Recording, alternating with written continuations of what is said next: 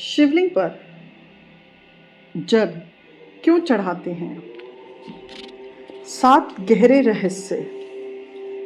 जल, बेलपत्र, भस्म, दूध का सही अर्थ क्या है? सावन विशेष और खासकर शिव भक्तों के लिए। सावन का महीना हर शिव भक्त शिवलिंग पर कुछ ना कुछ अर्पित करता है, लेकिन क्या कभी आपने पूछा क्यों? आज हम जानेंगे 7 गहरे रहस्य, जिनके बिना ये अर्पण केवल एक परंपरा बनकर रह जाते हैं। सबसे पहले, हर रोज प्रतिदिन हम शिव पर जल अर्पित करते हैं। अब जब भी जल अर्पित करें तो अब ध्यान रखना कि जल अर्पित करते हुए आपको क्या कहना है और कौन सा भाव रखना है। जल अर्पित करने का सबसे सरल और सच्चा अर्पण माना जाता है, लेकिन इसका अर्थ क्या है? जल बहता है और जब हम उसे अर्पित करते हैं, असल में हम कहते हैं, हे शिव, मेरे भीतर जो भी क्रोध, चिंता, भ्रम और अशांति है, उसे इस जल की तरह बहा दो। जल है हमारे चित्त का प्रवाह, अर्पण है हमारे भीतर की बेचैनी का विसर्जन। बेलपत्र, मन का द्वार। बेलपत्र की 3 पत्तियां मन, वाणी और कर्म। कहा जाता है ना कि बेलपत्र वही चढ़ता है जिसमें 3 पत्तियां हों, उसी को अर्पित करना चाहिए। जब हम बेलपत्र चढ़ाते हैं तो हमें शिव से कहना है, हे शिव, मेरा मन तुम्हारे हवाले है, मेरी वाणी तेरे चरणों में है और मेरे कर्म में तेरे आदेश में।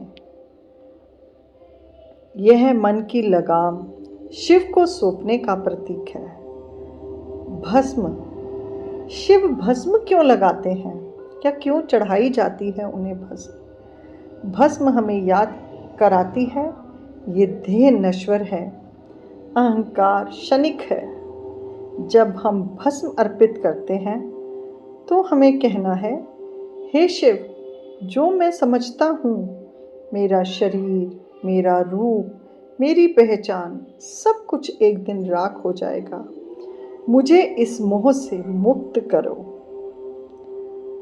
दूध, आत्मा का द्वार। दूध शुद्ध है, शांत है और स्नेह से भरा हुआ है। जब हम दूध चढ़ाते हैं तो ये कहते रहे, हे भोलेनाथ, मेरी आत्मा भटक रही है, इस पर तुम्हारे प्रेम का शीतल स्पर्श दो, इसे शुद्ध कर दो। दूध शिव को नहीं चाहिए, उन्हें तो चाहिए हमारी सच्चाई और निर्मलता। त्रिगुण, साथ में चित्त का संतुलन। 4 का अर्पण और 4 द्वार। अर्पण जल, गुण चित्त और द्वार प्राण का। अर्पण बेलपत्र, गुण रज का, मन का द्वार। भस्म तमोगुण, शरीर का। दूध सत्व गुण, आत्मा का द्वार। ये चारों मिलकर हमें आंतरिक संतुलन देते हैं। जहाँ संतुलन होता है वहीं शिव प्रकट होते हैं। कुंडली जागरण। शिवलिंग सिर्फ एक पत्थर नहीं, यह ऊर्जा का स्तंभ है। जब इन अर्पणों को हम श्रद्धा से अर्पित करते हैं, भस्म मूलाधार को जागृत करती है, बेलपत्र अनाहत चक्र को शांत करता है, दूध सहस्त्र तक चेतना को ले जाता है, जल पूरी प्रणाली को प्रवाहित करता है।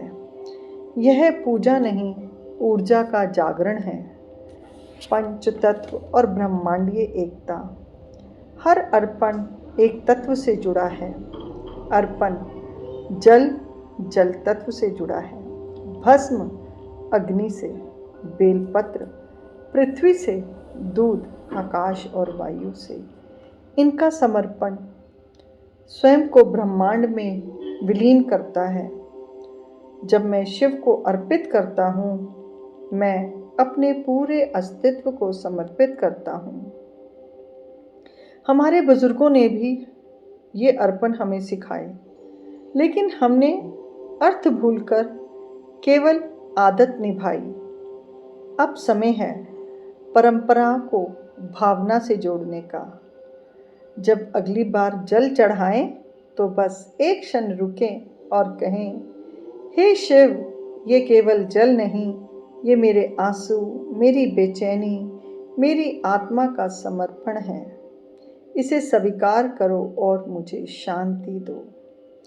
यही सच्चा अर्पण है और यही सच्चा शिव योग है। हर हर महादेव, हर हर महादेव।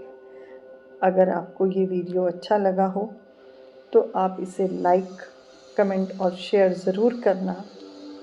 और शिव भक्तों को ये मेरी ओर से सावन का एक छोटा सा भाव है जो मन में आया और इसको प्रकट कर दिया। अगर मुझसे किसी बात में कोई गलती या त्रुटि हुई हो, उसके लिए मैं आप सभी से क्षमा मांगती हूँ और हर हर महादेव के साथ विराम देती हूँ।